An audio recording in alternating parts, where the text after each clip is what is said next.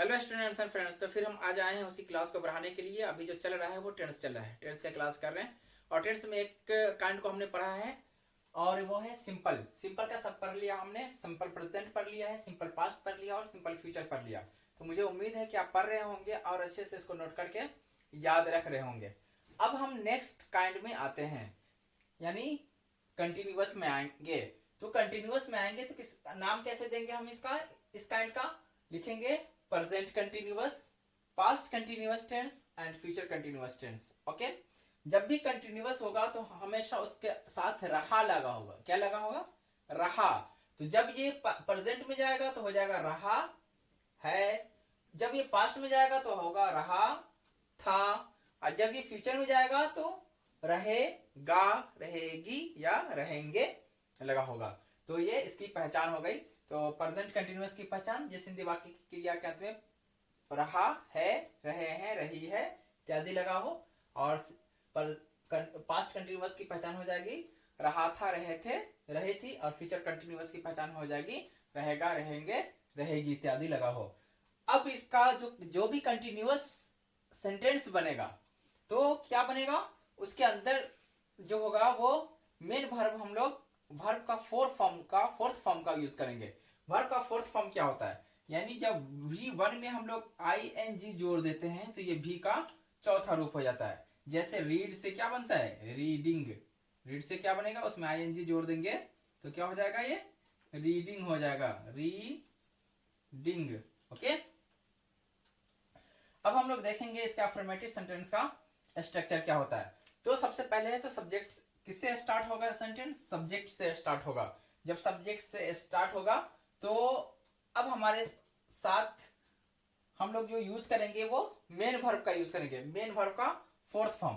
तो main verb का चौथा रूप, यानी वर्ब का चौथा रूप कौन से हेल्पिंग वर्ब के साथ यूज होता है? Relation between main verb and helping verb में हमने पढ़ाया है, याद है? अगर याद नहीं तो फिर वो वर्ब का क्लास देख लेना है।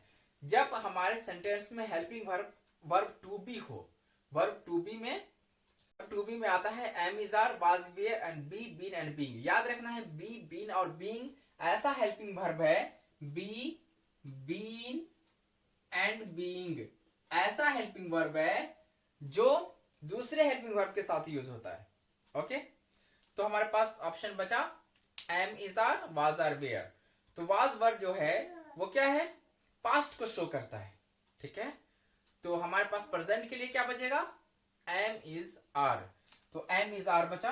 और क्यों हमने लिया वर्ब टू बी? चूंकि इसके साथ वर्ब V4 का यूज करते हैं, एम इज आर, कोई तीनों में से कोई एक होगा। सब्जेक्ट अगर आई है तो उसके साथ एम लगेगा। सब्जेक्ट हमारा थर्ड पर्सन सिंगुलर नंबर का है तो उसके साथ इज लगेगा। और subject third person plural number का है तो उसके साथ हम लोग आर लगाएंगे। या फिर सेकंड पर्सन सिंगुलर और प्लूरल दोनों में आर लगेगा, और फर्स्ट पर्सन प्लूरल नंबर में भी आर लगेगा। यानी सिर्फ सब्जेक्ट हमारा जब थर्ड पर्सन सिंगुलर नंबर का हो तो इज लगेगा और आई के साथ एम लगेगा। बाकी जितने भी सब्जेक्ट्स होंगे सबके साथ क्या लगेगा? आर लगेगा। ऐसा समझ रखना है। अब जैसे ही हमारे सेंटेंस में वर्ब टू बी आ गया तो हम लोग आराम से V4 का यूज कर सकते हैं। हो गया ना V4 का यूज, और कंटिन्यूअस को की शर्तें जो है उसको ये मुकम्मल कर दिया। अब am is are V4 plus object या अदर वर्ड का यूज करेंगे। यही हम लोग किस में जाएंगे? पास्ट में जाएंगे। तो सब्जेक्ट चूंकि ये कंटिन्यूअस है, पास्ट कंटिन्यूअस है, तो इसमें भी मेन वर्ब V4 का यूज करेंगे। तो मेन वर्ब जब V4 का यूज करेंगे तो इसके साथ भी हमें वर्ब टू बी की जरूरत पड़ेगी। वर्ब टू बी हमने पहले ही कह दिया, बी बीन और बीइंग जो है हमेशा दूसरे हेल्पिंग वर्ब के साथ यूज होगा। और एम इज आर का यूज पहले हो चुका है, तो अब हमारे पास कौन से ऑप्शन बचे? सिर्फ वाज और वर के बचे। तो वाज और वर का यूज करेंगे हम लोग, वाज या वर का यूज करेंगे प्लस फिर V4, यानी मेन वर्ब तो V4 यूज होगा क्योंकि ये कंटिन्यूअस है। और उसके बाद ऑब्जेक्ट या अदर वर्ड का यूज होगा। तो वाज का यूज कहां करेंगे हम लोग? वाज का यूज हम लोग थर्ड पर्सन सिंगुलर नंबर के साथ करेंगे, यानी हमारा जब सब्जेक्ट हमारा सिंगुलर होगा। और आई के साथ हम लोग किसका यूज करेंगे? वाज का। बाकी उसके अलावा जितने भी सब्जेक्ट होंगे सबके साथ वर्ड का यूज किया जाएगा। ओके, और उसके बाद V4, जैसे आई वॉज गोइंग, मैं जा रहा था, I was eating a mango, मैं एक आम खा रहा था, ये इसका एग्जाम्पल हो जाएगा। ओके, अब इसमें आता है किसमें, फ्यूचर कंटिन्यूअस में। तो फ्यूचर कंटिन्यूअस में क्या होगा, फ्यूचर कंटिन्यूअस में क्या होगा, सब्जेक्ट होगा। तो ये फ्यूचर है इसलिए हम लोग गा गे गी को हटा नहीं सकते हैं, यानी हम लोग शैल या विल को हटा नहीं सकते हैं, तो शैल या विल का यूज करेंगे। अब जब शैल या विल का यूज करेंगे, एक कंट्राडिक्शन आ गया यहाँ पे कि जैसे ही शैल या विल का यूज करेंगे तो इसके बाद हमें कौन से वर्ब का यूज करना पड़ेगा, V1 का यूज करना पड़ेगा। और हमने पहले ही बता दिया है कि कंटिन्यूअस जो भी हो, प्रेजेंट कंटिन्यूअस हो, पास्ट कंटिन्यूअस हो और फ्यूचर कंटिन्यूअस हो, उसके साथ V4 लगेगा। ये बहुत ही इंपॉर्टेंट पॉइंट है। ओके, क्या है कि शैल या विल फ्यूचर कंटिन्यूअस है तो इसके साथ V4 का यूज करेंगे, लेकिन एक शर्त ये है कि शैल या विल जब तक हमारे सेंटेंस में होगा तो हम लोग सिर्फ V1 का यूज कर सकते हैं। तो अब हम सेंटेंस में V4 का कैसे यूज करेंगे, तो अब यहीं पे ये काम आएगा हमें, verb to be, been, been, be, been and being, ये हमेशा दूसरे हेल्पिंग वर्ब के साथ यूज होता है। तो शैल या विल के साथ हम लोग इसमें से कोई एक यूज कर देंगे तो हमारी शर्तें पूरी हो जाएगी कि हम जब हमारे सेंटेंस में बी, बीन और बीइंग यानी वर्ब टू बी आ गया तो अब हम लोग जो शर्तें हैं यानी जो रिलेशन है हेल्पिंग वर्ब और मेन वर्ब का वो पूरा हो जाएगा कि वर्ब टू बी के बाद हम लोग V4 का यूज कर देंगे, यानी इसके बाद हमें कोई ना कोई वर्ब टू बी लगाना होगा। तो हम सिर्फ बी, बीन और बीइंग में से किसी एक का यूज कर सकते हैं। अब बी, बीन और बीइंग में क्या है, अब हम लोग देखेंगे जब इसको वर्ब फॉर्म में देखेंगे तो बी इसका V2 होता है वाज, V2 क्या होता है, V1 बी और V2 वाज, और V3 जो होता है इसका बीन होता है, और V4 होगा तो बीइंग होगा। यानी हम दो शर्तों को हम यहाँ पर पूरा कर लेंगे, एक तो शैल या विल है तो हमें ये V1 है और इसी का वाज जो होता है वो V2 होता है और बीन जो होता है वो V3। तो दोनों शर्तें पूरी हो जाएंगी, शैल या विल के बाद V1 का यूज होगा, यानी बी का सिर्फ हम लोग यूज कर सकते हैं बस।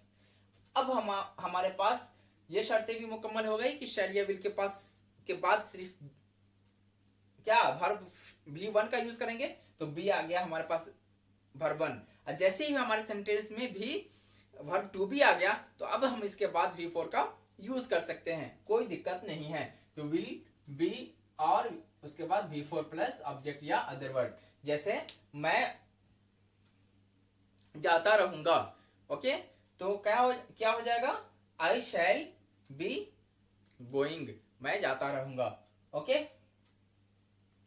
अब हम लोग आएंगे इसके निगेटिव में। तो जैसे अगर इस पैटर्न को समझ लिए होंगे तो फिर इसका निगेटिव इंट्रोगेटिव और निगेटिव इंट्रोगेटिव WH क्वेश्चन बनाना बहुत ही आसान स्ट्रक्चर हो जाएगा।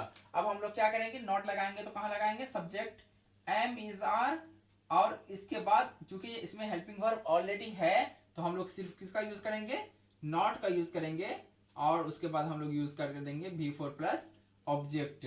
अब हो गया, यहाँ पे भी यही हाल होगा, सब्जेक्ट प्लस वाजिया verb plus not plus V4 plus object का यूज करेंगे।